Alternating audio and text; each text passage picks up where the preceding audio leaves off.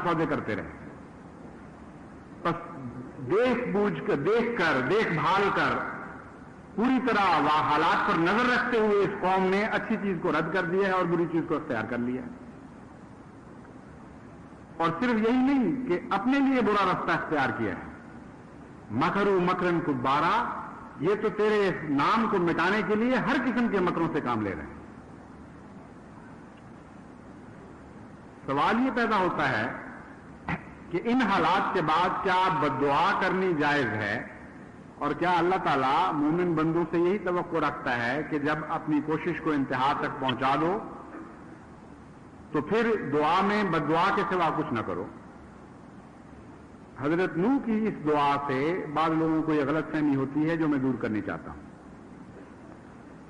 अमरे वाकया यह है कि हजरत नूह ने इसके बाद जो कौम पर बद्दुआ की वो अपने इरादे से नहीं की, बल्कि अल्लाह ताला के हुक्म से की.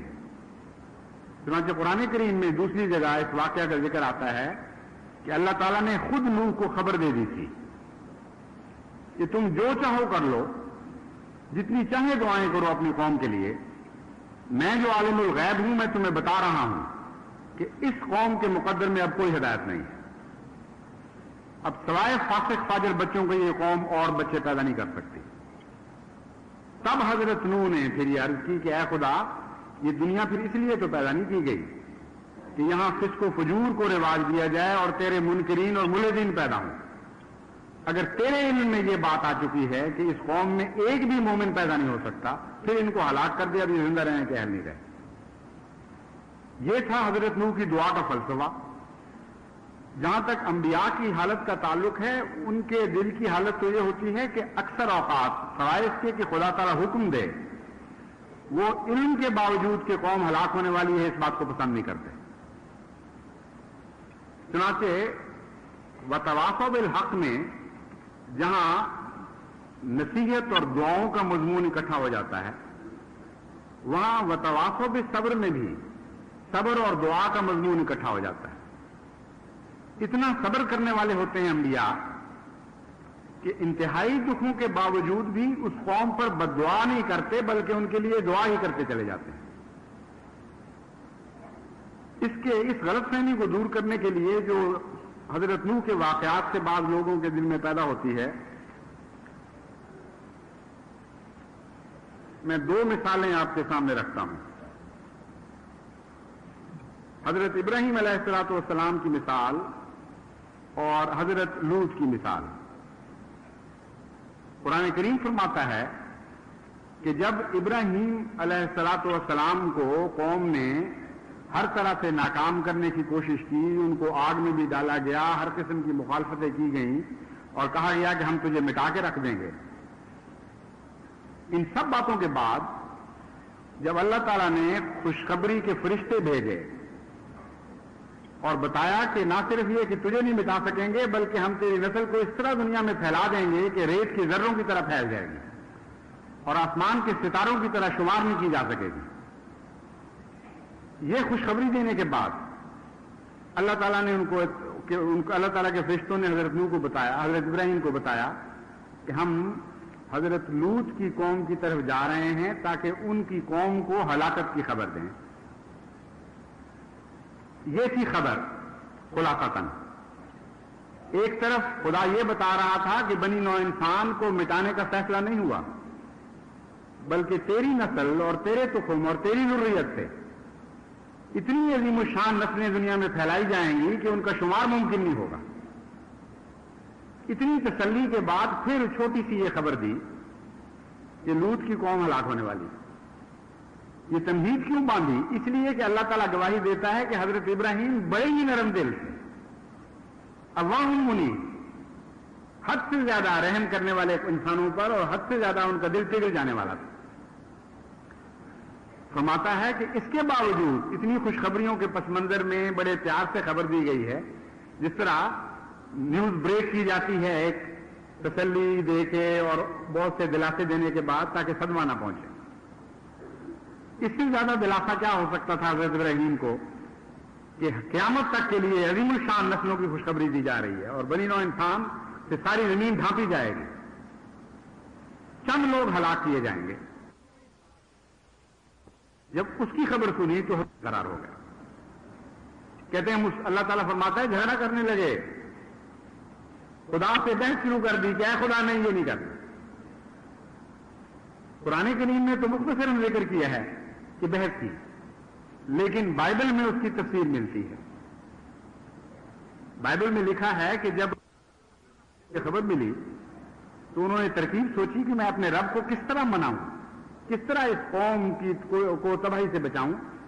चुनांचे उन्होंने कहा कि ऐ खुदा, इतनी बहुत बड़े गुनाहगार लोग सही, सारी कौम तकरीबन मैं मान लेता हूं कि गुनाहगार हो गई और हलाकत के लायक है, लेकिन उसमें 100 बंदे तो नेक होंगे ना तेरी रहमत तो वसी है, तू बहुत ही ज्यादा करम करने वाला है, उन 100 प्यारों के सदके तू सारी कौम को बख्श नहीं सकता। अल्लाह ताला ने जवाब दिया कि हां मैं बख्श सकता हूं, अगर 100 हूं तो जरूर मैं उनकी खातिर बख्श दूंगा। हजरत इब्राहिम घबरा गए, ये मालूम होता है 100 नेक बंदे भी नहीं। उन्होंने कहा नहीं है खुदा, मेरा मतलब था 90 अगर हों तो क्या ख्याल है। अल्लाह ने फरमाया कि हां 90 भी हूं तो मैं बख्श दूंगा। यह है वो हुज्जत जो खुदा ताला से वो कर रहे थे। हजरत इब्राहिम ने कहा कि ये तो गलती हो गई, बहुत ही ज्यादा हुस्न ज़न्नी कर ली मैंने कौम पर। 80 की गुजारिश की और 80 भी खुदा ने कबूल फरमा ली। 70 पे आए, 60 तक गिरे, 50 पे उतरे, और हर दफा अल्लाह ताला ये कहता रहा कि हां अगर 50 बंदे भी नेक हों तो मैं जरूर मान जाऊंगा, उनकी खातिर मैं सारी कौम को माफ करूं। यहां तक कि बाइबल में आता है कि 10 पर आ गए और जब नीचे जाने लगे तो फिर उनका दिल दहल गया। उन्होंने कहा अब इस बहस को लंबा करना ठीक है।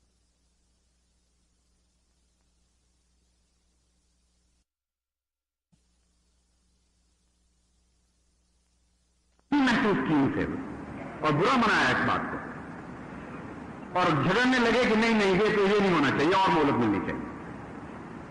उनका ये हाल था और कौम दौड़ी के लिए आ रही थी उनको तबाह करने के लिए और फसाद करने के लिए।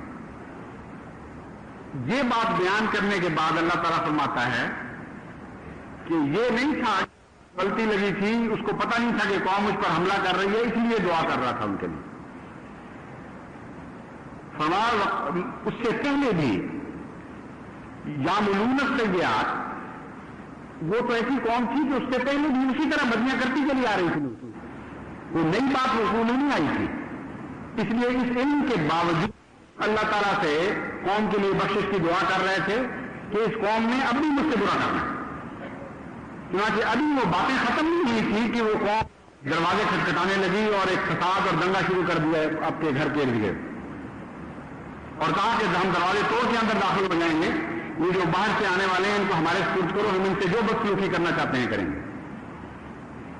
इस हालत में भी जुबान से आखिर वक्त तक दुआ ही निकली है और अपनी कौम के लिए अपने रब से इस्तदा ही करते रहे। ये हैं वो लोग जो वतवासौ बिल हक का हक अदा करते हैं, ये वतवासौ बिल सब्र का हक अदा करते हैं।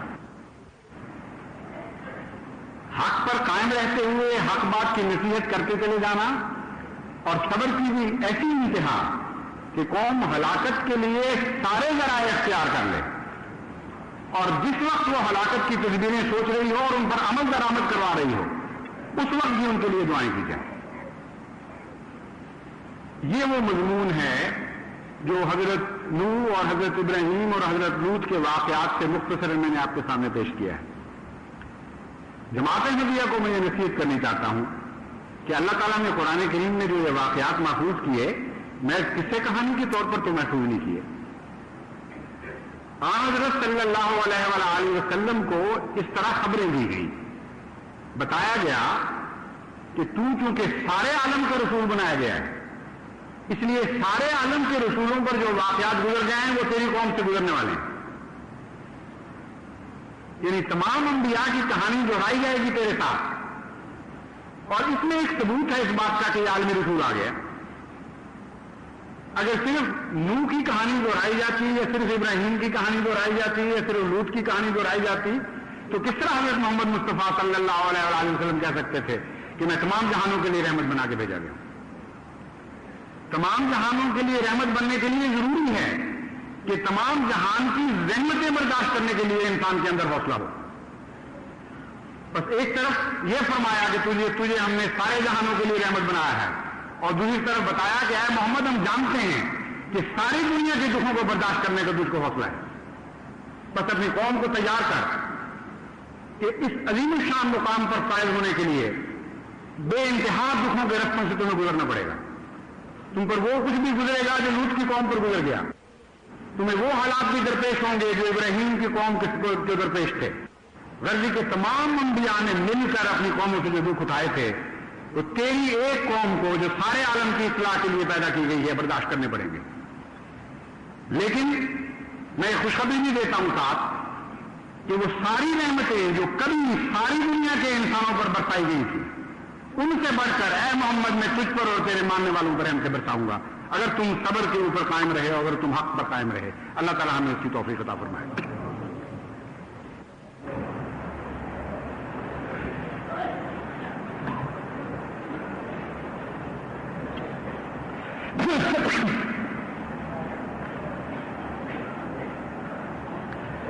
الحمدللہ نحمدہ ونستعینہ ونستغفرہ ونؤمن بہ ونتوکل علیہ ونعوذ باللہ من شرور انفسنا ومن سیئات اعمالنا. من يهده الله فلا مضل له ومن يضلل فلا هادي له. ونشهد أن لا إله إلا الله وحده لا شريك له ونشهد أن محمدا عبده ورسوله.